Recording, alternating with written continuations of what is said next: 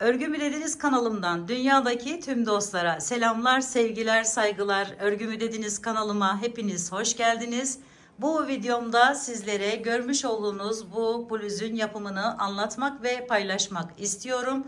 Umarım sever ve beğenirsiniz arkadaşlarım. Beğeni ve yorumlarınızı videomun alt kısmında yapabilir. Ayrıca paylaşımda bulunarak daha çok kişilere ulaşımını sağlayabilirsiniz. Evet, şimdi gelin motiflerden oluşan bu güzel bluz çalışmasına hemen geçelim arkadaşlarım. Bluzumu yaparken kullanmış olduğum iplerim Alize Diva'nın şu şekilde ipleri arkadaşlarım. Numarasını söyleyeyim, belki yapmak isteyen arkadaşlarım olur. 354 bu rengimiz. Bunun numarası da 62. Evet arkadaşlarım, önce bu ortadaki şu motiflerimizi yaparak başlıyoruz. Bunu da bir tane şöyle halka yapıyorum. İçerisine giriş yapıyorum. Şu şekilde biraz fazla bırakın ipi. Şu şekilde çekiyorum. Bir tane zincir çekiyorum. Ve bir miktar yükseliyorum. Şu şekilde alarak içerisine 24 tane ikili trabzan yapıyorum. Bunu da sayıyorum arkadaşlarım. Yani 23 tane ikili trabzan yapacağız. Onunla birlikte 24 olacak sayımız. 3 oldu. 5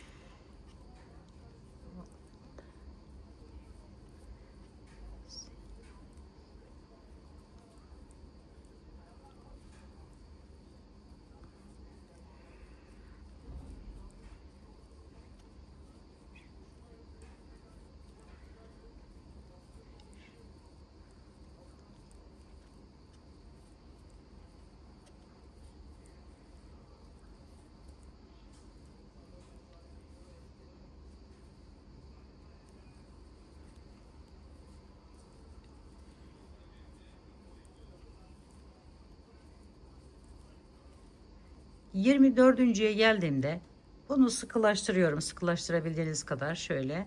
Sonra bakın şu ikisini birlikte alıyorum. Sonra bu ikisini birlikte alıyorum. Yani bir ikili trabzan daha yapıyorum. Sonra tam şuradan giriş yapıyorum arkadaşlarım, şu şekilde. Ve bu fazla ipimi de alıyorum. Şu şekilde yukarıya çıkıyorum. Bu ipimi artık kesebilirim buradan.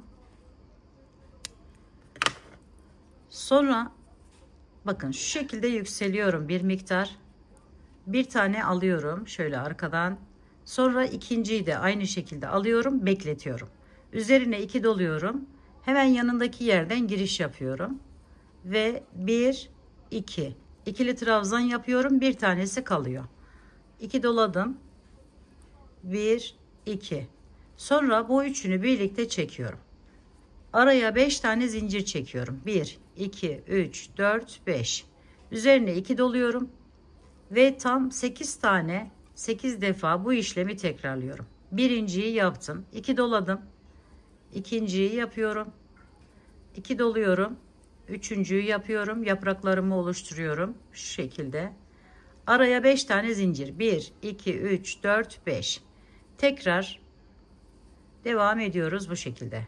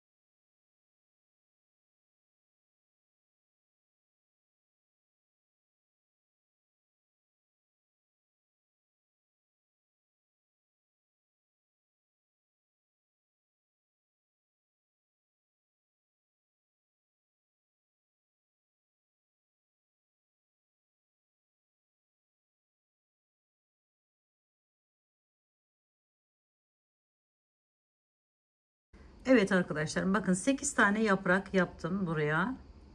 Şöyle 2, 4, 6, 8. 5 zincirimi yine çektim. Geliyorum. Hemen buradan giriş yapıyorum. Tepesinden. Bu şekilde çekerek birleştiriyorum. Şimdi üzerine bir alıyorum. 4 tane çakma sık iğne yapıyorum. 1, 2, 3, 4. Araya 2 zincir çekiyorum. Tekrar 1, 2, 3, 4. 8 tane çakma sık iğne yaptım.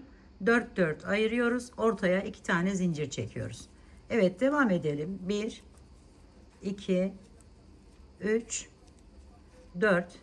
1, 2 zincir, tekrar 4 tane çakma sık iğne yaparak devam ediyoruz. 2, 3 ve 4. Evet, diğerine geçtim.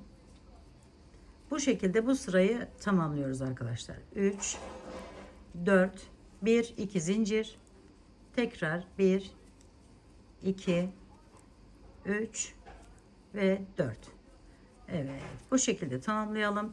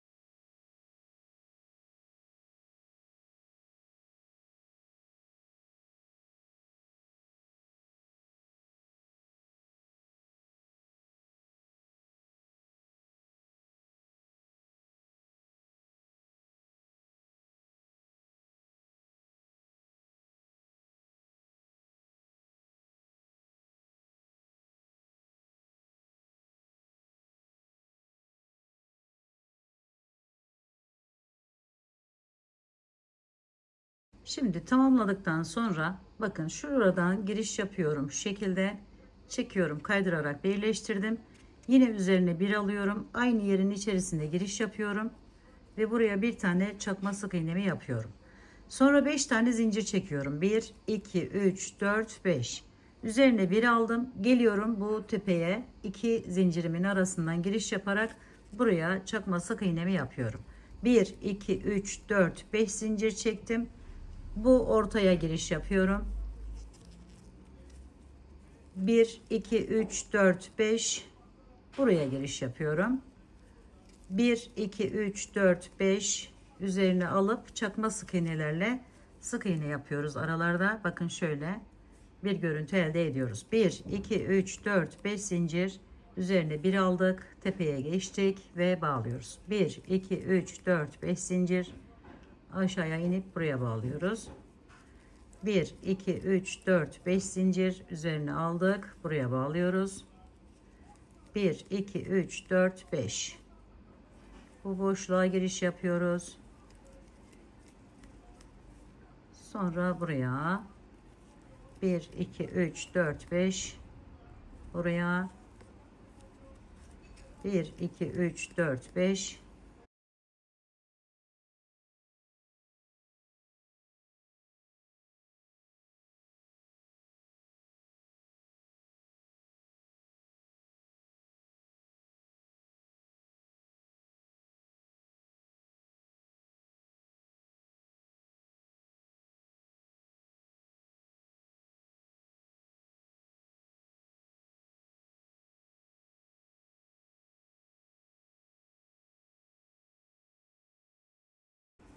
Şimdi bakın şöyle geldim. Hemen şu üstünden girişimi yapıyorum. Bu şekilde kaydırarak bağlıyorum.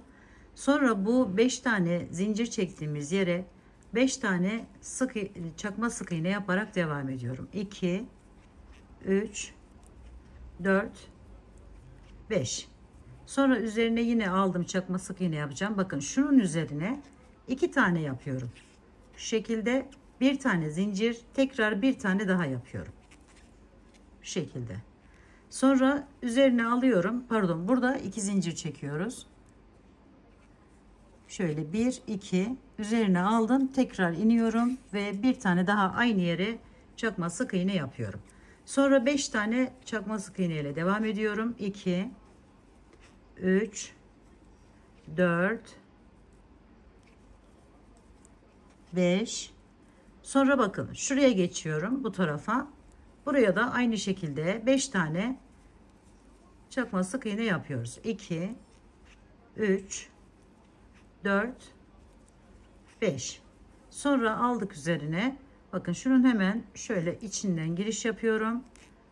Bir tane yaptım. 2 zincir çekiyorum. Tekrar aynı yere bir tane daha sık iğnemi yapıyorum. Sonra devam ediyorum. Çakma sık iğne arkadaşlar.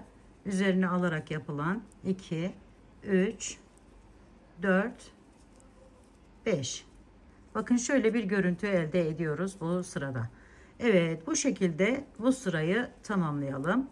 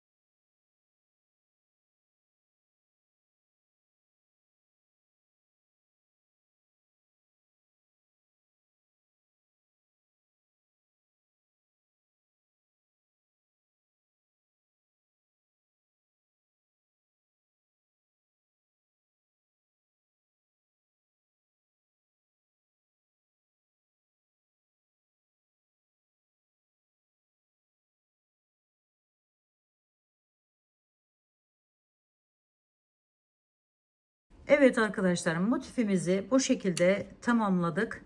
Şimdi şu arkasındaki ipi şöyle aradan bunu biraz geçirerek kesebiliriz.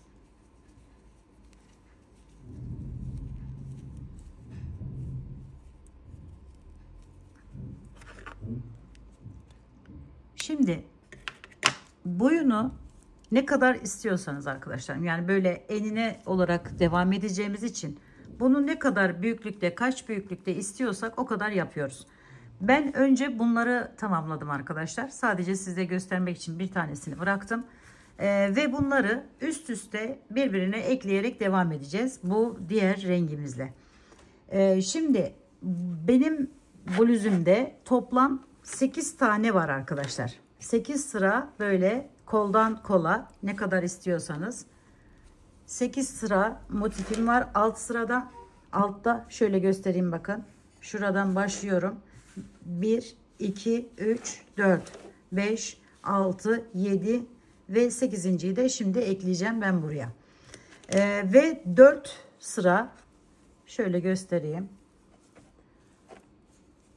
4 sırada buradan başlıyoruz. 1, 2, 3, 4 sıra arkadaşlarım burası da.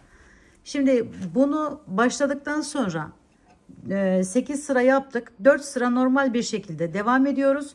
Sonra şuradan yaka yerini bırakıyoruz. Birer motifi şöyle göstereyim onu da. Birer motifi bırakıp tekrar devam ediyoruz diğer tarafa doğru. Evet, şimdi bakın şu eklemesi ve yan taraftaki diğer hani şöyle bir görüntü elde edeceğiz. Motifimiz tamamen tamamlandığında bunu daha sonra yapıyoruz. Önce bu iç kısımlarını yapıyoruz. Daha sonra da ekleme işlemine geçiyoruz. Şimdi diğer renk ipimi alıyorum. Burası da önemli arkadaşlar. Bakın şuradan giriş yapıyorum. Herhangi birisinin şöyle üstünden giriş yapıyorum. Sonra bu ipimi alıp buraya bağlıyorum. Bir tane şöyle zincir çekerek sabitliyorum önce. Sonra bu ipimle birlikte 5 tane zincir çekiyorum. 1, 2, 3, 4, 5. Evet, 5 tane zincirimi çektim. Sonra üzerine 1, 2 doluyorum. Geliyorum bakın. Şu aradaki boşluktan giriş yapıyorum buraya. 1 aldım. Sonra üzerine 1 alıyorum. Aynı yerin içerisine bir tane daha yarım trabzanımı yapıyorum. Sonra bunu tamamlıyorum arkadaşlar. Bakın 1, 2, 3. 3 de tamamlıyorum. Sonra üzerine 1 aldım. Hemen bakın şurada ikisinin içerisinden bu şekilde giriş yapıyorum. Ve buraya yan yana 2 tane ikili trabzan yapıyorum. Yani toplamda 3 tane ikili trabzanım olmuş oluyor. Sonra dördüncüyü üzerine 2 doluyorum. Bir tane buraya üçlü trabzan yapıyorum. Şu şekilde. Sonra 1, 2, 3 tane zincir çekiyorum. Geliyorum şu üstünden bakın şöyle giriş yaparak buraya şu şekilde bağlıyorum. Sonra üzerine 1 aldım. Geliyorum bu aynı yerin içerisine arkadaşlarım şuradan. Buraya yine 3 tane yan yana 1, 2, 3. 3 tane ikili trabzanımı yapıyorum.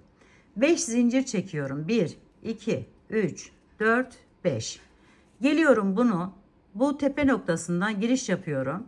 Ve buraya sık iğne ile bağlıyorum. Şöyle. Sonra tekrar 5 zincir. 1, 2, 3, 4, 5. Üzerine 2 doluyorum. Geliyorum şu aradaki boşluğa arkadaşlar. 2 beşlinin arasındaki yere. Bir tanesini çektim. Sonra üzerine 1 alıyorum. Ve buradan tekrar giriş yaparak yarım bir trabzan daha yapıyorum. Sonra kalanları 1, 2, 3. 3 defa da çektim. Üzerine 1 aldım. Buraya 2 tane ikili trabzan yapıyorum. 1, 2. Sonra 2 doluyorum üzerine. Bir tane üçlü trabzan yapıyorum. Bu şekilde 1, 2, 3 tane zincir çekip hemen şu üstünden şu şekilde giriş yaparak buraya bağlıyorum. Sonra tekrar 3 tane ikili trabzan yapıp devam ediyorum. 1, 2, 3. Şimdi burası hem bu motifimizi oluşturan yerlerden bir tanesi hem de ekleme sıramız arkadaşlar. 1, 2, 3, 4, 5. 5 tane buraya zincir çektikten sonra geliyorum buraya bağlıyorum. Evet, bu şekilde. Bu şekilde etrafını çevirdiğiniz zaman bitirme sıramız olmuş oluyor. Şimdi ben bunu arkadaşlarım buraya bağlayacağım. Bakın burası arka kısım ile arkası arkadaşlarım şurası. Bakın şu motifimizi ekledik. 2 tanesini ekledim. 4 tane motifi alt kısımda bıraktım arkadaşlarım.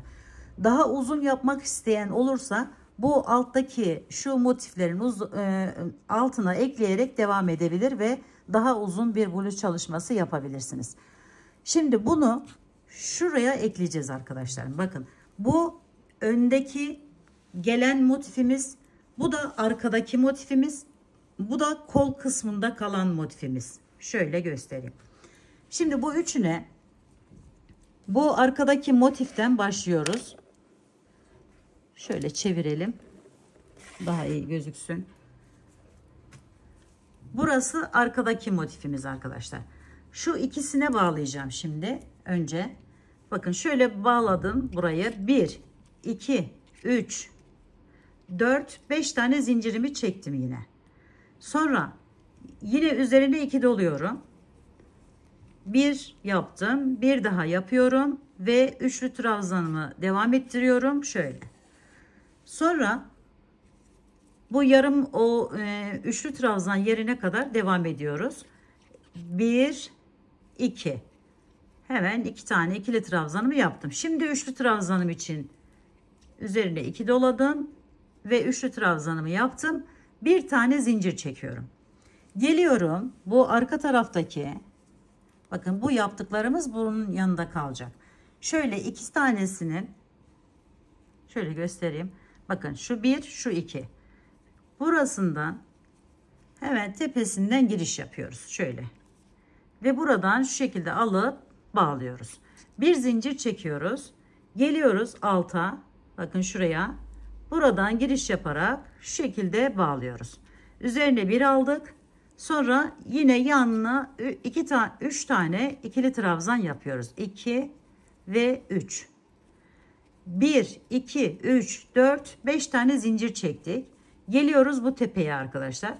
Buradan sık iğnemizi yapıyoruz. Bu motifteki sık iğnemiz ile şu şekilde alarak birleştiriyoruz. Tekrar 1, 2, 3, 4, 5 zincir çektim. Üzerine yine 2 doluyorum. Ve geliyorum bakın şu boşluktan giriş yapıyorum. Yine bu yaprağımın yarısını yapıyorum. Şu şekilde 1, 2 ve 3. Şimdi üçlü trabzanımı yapıyorum. Bir tane zincir çektim ve geliyorum diğer çiçeği yaprağıma şuna ekliyorum arkadaşlar. Şu şekilde alıp ekledim. Sonra bir tane zincir çekiyorum ve buradan giriş yaparak buraya bağlıyorum. Sonra tekrar üzerine bir alıp 3 tane ikili trabzanımı yapıyorum. 1, 2, 3. Sonra 5 zincir 1, 2, 3, 4, 5. Geldik buraya bağladık. Sonra tekrar 5 zincir 1, 2, 3, 4, 5. Şimdi arkadaki motife bağladım. Şimdi geliyorum bu öndeki gelen motifime bağlıyorum. Yine aynı şekilde 5 zincirimi çektim. Yarısını yaprağımın yapıyorum önce. Üçlü trabzana kadar olan kısmını. 1, 2, 2 doladım. Üçlü trabzanımı yapıyorum. Bir tane zincir çektim. Geliyorum bakın şuraya. Şurada 2 tane yerimiz var. Önden gelen yerimiz arkadaşlar bu. Şöyle aldım ve buraya ekledim. Sonra bir tane zincir çektim. Geliyorum burasından giriş yapıyor, alıyorum, bağlıyorum. 3 tane ikili trabzan yaparak devam ediyorum.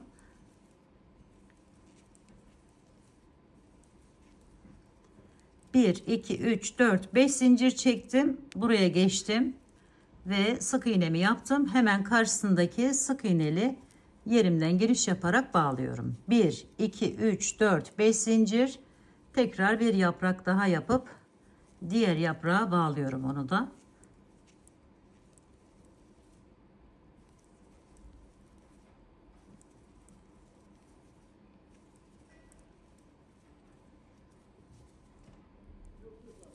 Evet, bunu da buraya bağladık.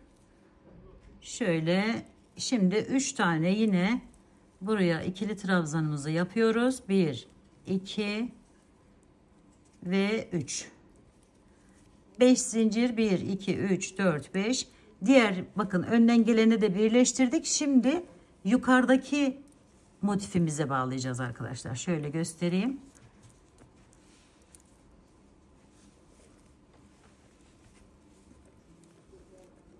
Yukarıdaki şu motifimizin 2 tanesine bağlama yapacağız. Şimdi 5 zincirimizi çektik önce.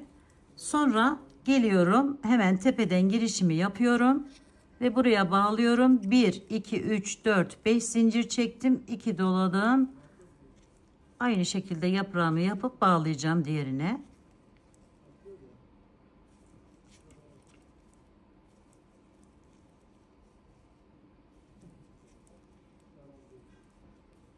Şimdi bir zincirimi çektim, geliyorum. Bakın şuradan giriş yaparak buraya bağlıyorum.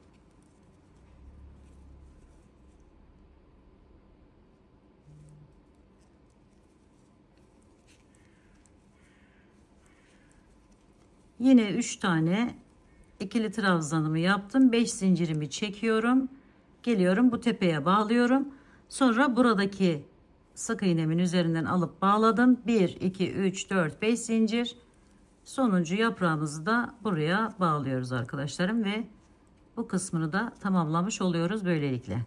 Şöyle 2 3 doladım, bir zincir ve buradan giriş yapıp buraya bağlıyoruz.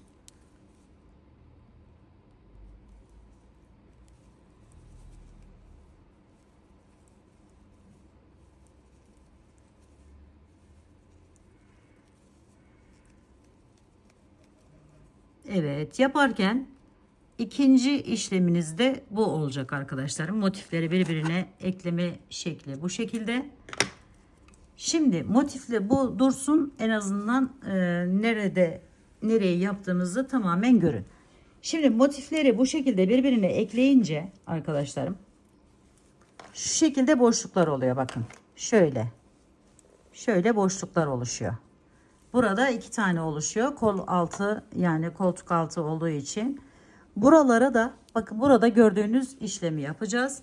Şimdi öncelikle şöyle diğer renk ipimle devam etmiştim ben orayı. Onunla yapmıştım.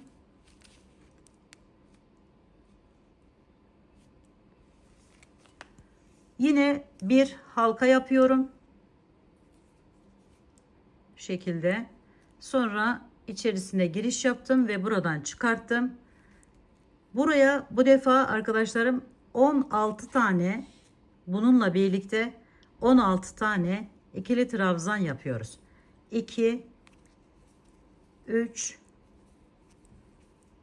4 5 6 7 8 9 10 11 12 13 14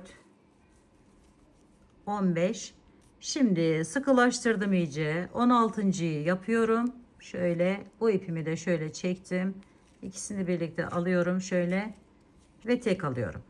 Şimdi bunu da arkadaşlarım buradaki boşluk sayısı kadar, yani 8 tane yaptığım için bende her sırada 7 tane bu şekilde yerim vardı. Ben önce bunları tamamladım. Hatta bakın şöyle göstereyim. Şu şekilde yaparak bıraktım. Daha kolay oldu. Size de onu tavsiye ederim. Şimdi burada bunu arkadaşlarım şöyle çıkarttım. Arkasını çevirdim. Şuradan giriş yaptım.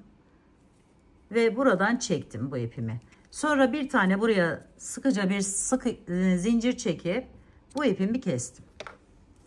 Evet, bu halkaları da bakın bu şekilde yaptım arkadaşlarım ben. Size de bunu tavsiye ederim. Önce bunları yaptım, daha sonra birazdan yapacağımız işleme geçtim. Şöyle arkadan bunu hemen saklayalım. Fazlasını da keselim. Halkamızı oluşturmuş olalım.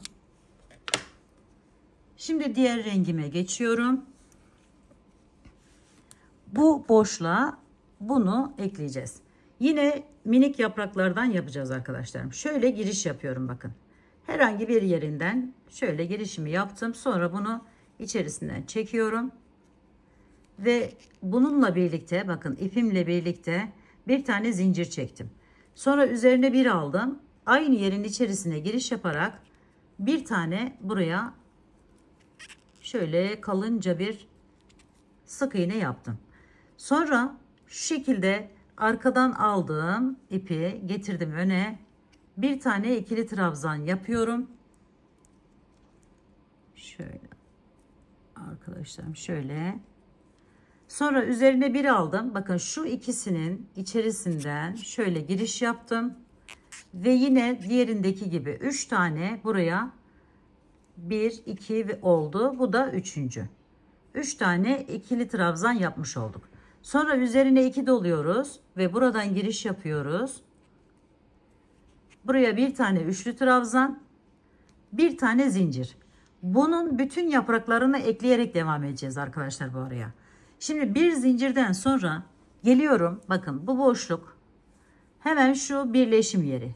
Giriş yapıyorum arkadaşlar buraya. Şöyle kaydırarak bağlıyorum.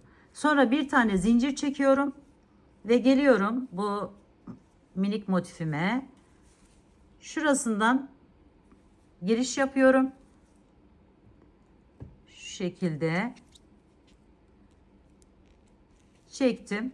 Sonra üzerine bir aldım. Aşağıya inip yine 3 tane buraya ikili trabzan yapıyorum. 1 2 3. Birinci yaprağımızı ekleyerek devam ettik. Şimdi ikinci yaprağımıza geldi sıra. Şöyle üzerine yine 2 doluyorum. Bakın. Birini atlıyorum. İkinciden giriş yapıyorum arkadaşlar. Şöyle. Sonra bir tanesini çektim. Üzerine bir aldım. İkinciyi de aynı yerden giriş yaparak yapıyorum. Bir çekiyorum önce. Sonra üçlü trabzanımı yapıyorum. 1 2 3. Sonra üzerine bir alıp hemen yanına bakın şöyle ortasından yine aynı diğer kenarda yaptığımız gibi 1 2. Üçüncüde 2 doladım. Üçlü trabzanımı yapıyorum. Bir tane zincir çekiyorum ve geliyorum arkadaşlarım. Şu sık iğne olan yeri. Oradan giriş yapıyorum şu şekilde ve oraya bağlıyorum. Sonra bir tane zincir çekiyorum. Geri dönüyorum ve bakın şu aradan şu şekilde giriş yapıyorum. Çekiyorum şu şekilde ve yine 3 tane ikili trabzan yapıyorum buraya. 1 2 3. Sonra tekrar 2 doladım. Bir tanesini atlıyorum, diğerine geçiyorum. Onu da aynı şekilde devam ediyorum.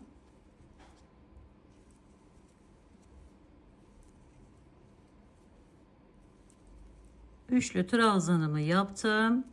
Bir zincirimi çektim. Geliyorum. Bu defa bakın şu iki yaprağın birleşim yerine hemen şu şekilde giriş yaparak alıyorum ve bağlıyorum. Bir tane zincir çektim. Tekrar geri dönüyorum. Şuradan yine girişimi yapıyorum. Ve şu şekilde alıp devam ediyorum. 3 tane ikili trabzan ile 1 2 3. Sonra tekrar 2 dolayıp bir atlıyoruz. Diğer tarafa diğer yaprağımızı yapıyoruz arkadaşlar.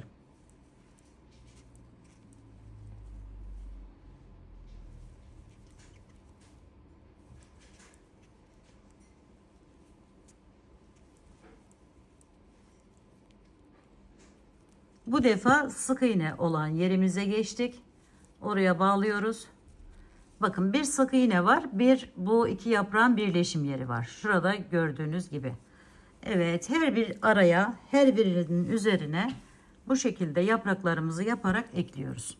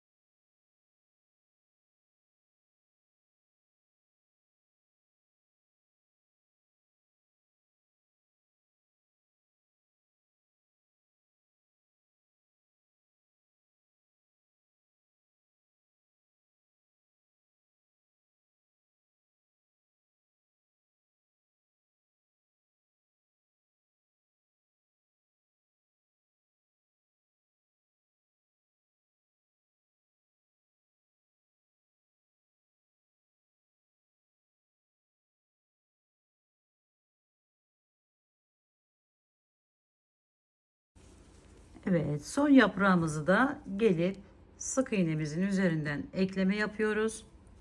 Şöyle.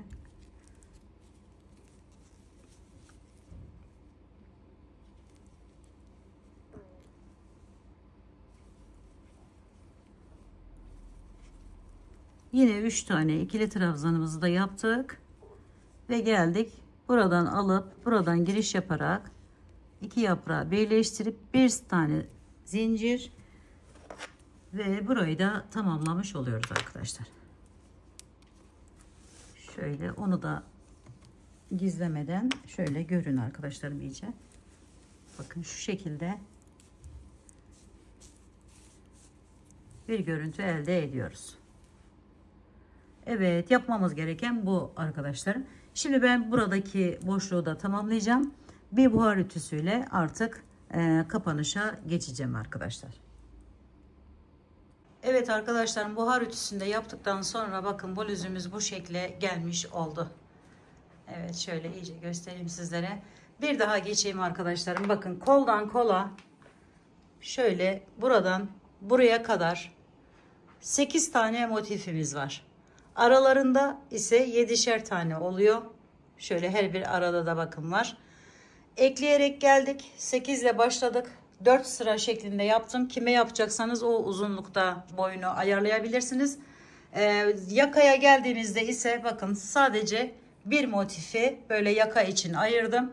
Yaka oyuntusu için önden arkadan bir tanesini eklemiyoruz ve yaka kısmını da bu şekilde oluşturmuş oluyoruz. Arkadaşlarım, alt kısmını, etek uçlarını da bakın şöyle 2 motif ekliyoruz. 4 tane motifi serbest bıraktık ve devam ettik 2 motifi ekleyerek. Bakın arkada da 4 tane motifimizi eklemeden kalmış oluyor. Ve böyle bir güzellik ortaya çıkıyor arkadaşlar. Evet, görünümü de bu şekilde salaş bir görünüme sahip oluyor. 40 bedenden 46 bedene kadar rahatlıkla kullanılabilir arkadaşlarım. Bu krem rengi ipinden toplam 3 tane yani 300 gram civarında kullandım. Tam da gitmedi arkadaşlar. 250-300 gram arası diyebilirim. Elinize göre değişecektir. Yapacağınız büyüklüğe göre de değişecektir. Onu da söylemeden geçmeyeyim. Bu renkten ise toplamda 320-350 gram civarında ip kullandım. Tığım da 2,20 milim oldu arkadaşlarım ve böyle bir güzellik ortaya çıkmış oldu. Umarım sizler de sevmiş ve beğenmişsinizdir. Yapacak olan arkadaşlarıma şimdiden kolaylıklar diliyorum. Örgümü dediniz kanalıma abone olmayı, beğenmeyi, yorum yapmayı, paylaşımda bulunmayı unutmazsanız çok mutlu olurum. Bir dahaki en farklı, en değişik örgü model, teknik ve tasarımlarında görüşmek üzere. Hoşça kalın, sağlıkla kalın, Allah'a emanet olun.